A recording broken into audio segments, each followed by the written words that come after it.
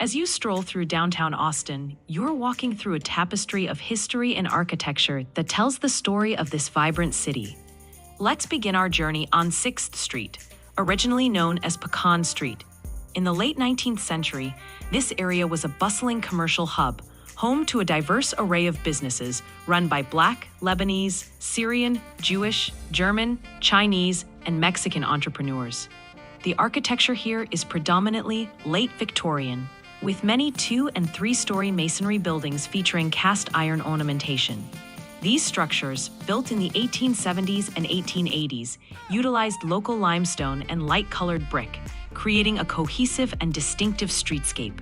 Notably, the Driscoll Hotel, constructed in 1886, stands as a testament to the opulence of the era.